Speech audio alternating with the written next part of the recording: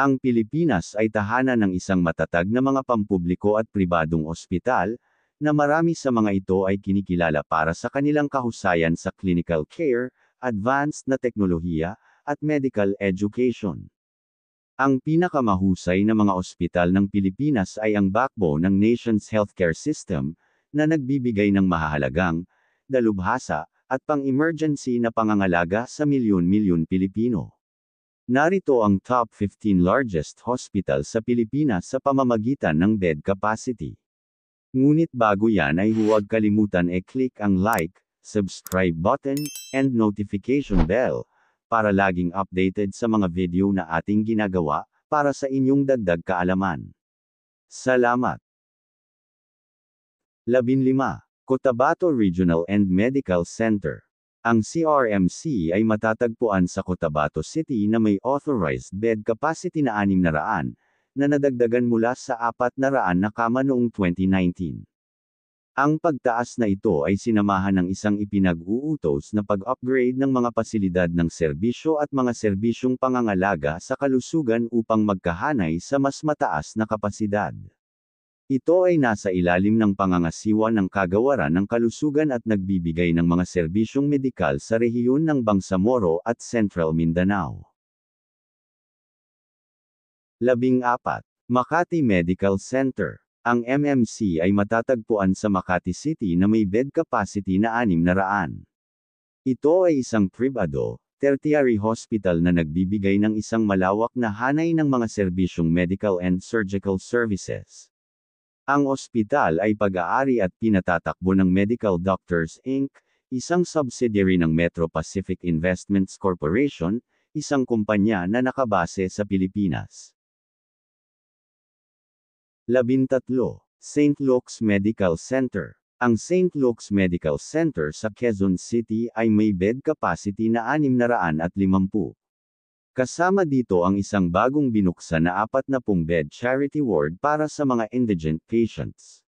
Ito ay patuloy na nireranggo sa mga pinakamahusay na ospital sa Asia, na kilala sa cutting-edge technology, mga doktor na sinanay sa buong mundo, at comprehensive specialty services. 12. Chonghua Hospital. Ang CHH na matatagpuan sa Cebu City ay orihinal na ospital na may bed capacity na 660, habang ang sanga ng Mandaue ay may kapasidad na 330 kama, na may ilang mga mapagkukunan na nagbabanggit ng isang bahagyang magkakaibang kapasidad para sa lokasyon ng Mandaue. Noong 2009, ito ang naging unang ospital sa labas ng Luzon at pangatlo sa Pilipinas na akreditado ng Joint Commission International. 11. Philippine Orthopedic Center. Ang POC ay may bed capacity na 700, isang tertiary hospital sa Quezon City. Ito ay isang pampublikong ospital sa ilalim ng Kagawaran ng Kalusugan na dalubhasa sa mga karamdaman sa musculoskeletal at trauma. Ang pasilidad ay orihinal na itinatag noong 1945 at pinalitan ng pangalan at inilipat ng maraming beses bago opisyal na pinangalanan ang Philippine Orthopedic Center noong 1987. 10. Veterans Memorial Medical Center. Ang VMMC sa Quezon City ay may bed capacity na 766. Ito ay isang Level 3, tertiary level government hospital na nagsisilbi sa mga veterano ng digmaang Pilipino, mga retiradong tauhan ng militar, at kanilang mga dependents. Itinatag ito noong November 1955 na may buong tulong sa gobyerno ng US sa ilalim ng US Veterans Administration upang magbigay ng kalidad na pag-ospital, pangangalagang medikal at paggamot sa mga veterano ng Pilipino na ibinigay ng batas ng publiko sa Estados Unidos.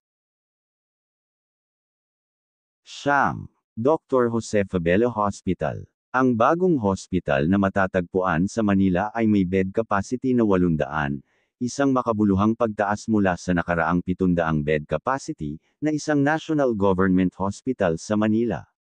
Ang pagpapalawak na ito ay bahagi ng isang proyekto ng modernisasyon upang mapahusay ang mga serbisyo nito para sa mga kababaihan, mga bagong panganak, at mga bata. 8. The Medical City. Ang lungsod na medikal sa Pasig ay may bed capacity na hanggang sa 800, na ipinamamahagi sa buong 2 tower. Ang mga kamakailang ulat ay nagpapahiwatig ng isang tiyak na bilang ng 521 kama sa pangunahing pasilidad ng Pasig, kahit na ito ay nabanggit na napapailalim sa pagpapalawak. Bilang isa sa mga kilalang ospital sa Metro Manila at Pilipinas sa kabuuan, ang lungsod ng Ortigas ay ginagamot ang ilang mga sikat na kilalang tao sa Pilipinas. 7. UST Hospital. Ang UST Hospital na matatagpuan sa Manila ay may kabuuang bed capacity na 812, na may 352 private patient beds at 460 charity o clinical na kama. Ito ay isang private, non-stock, non-profit, at teaching hospital na matatagpuan sa A.H. Lacson Avenue, Sampaloc, Maynila. Ang University of Santo Tomas Hospital ay ang pangatlong klinikal na ospital para sa University of Santo Tomas.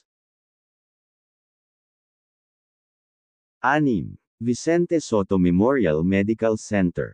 Ang VSMMC sa Cebu City ay may bed capacity na 1,200, isang General Tertiary Medical Center Teaching Training Medical Facility na pag-aari ng pamahalaang Pilipinas. Nilalayo nitong magbigay ng mga serbisyong pangangalaga sa kalusugan na magagamit, affordable, accessible and acceptable sa lahat anuman ang katayuan sa lipunan. Ang operasyon nito ay nagsimula ng maaga noong 1911 na kilala bilang Hospital del Sur at formal na itinatag noong April 11, 1913. 5.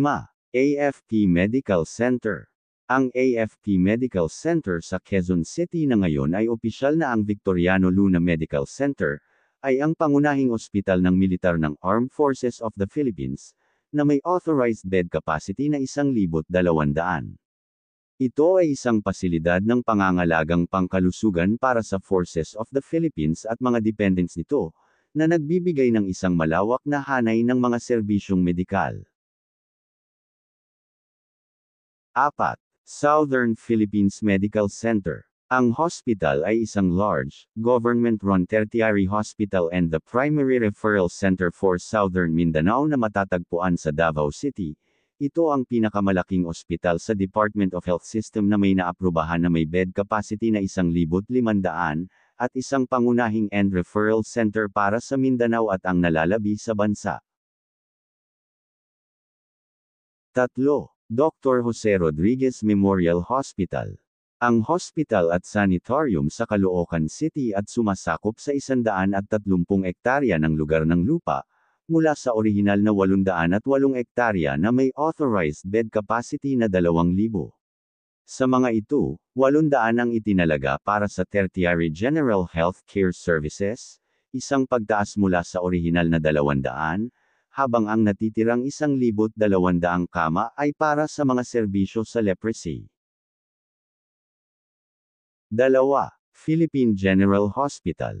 Ang PGH sa Maynila ay may authorized bed capacity na 2,200, kasunod ng isang batas na nilagdaan noong May 2025 na nadagdagan ito mula sa nakaraang kapasidad na 1,334.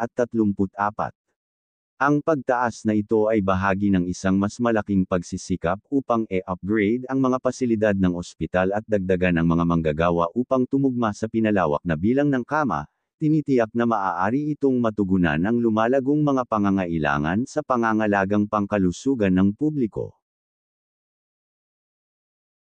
1. National Center for Mental Health. Ang NCMH ay may authorized bed capacity na 4,200 inpatients. Ito rin ay isang special research training center at ospital sa ilalim ng Kagawaran ng Kalusugan, na may pang-araw-araw na average ng humigit kumulang na 3,000 hanggang 3,400 na mga inpatients. Ito ang pinakamalaking psychiatric hospital sa Pilipinas at Southeast Asia na may kapasidad sa kama na 4,200 na matatagpuan sa Mandaluyong, Metro Manila.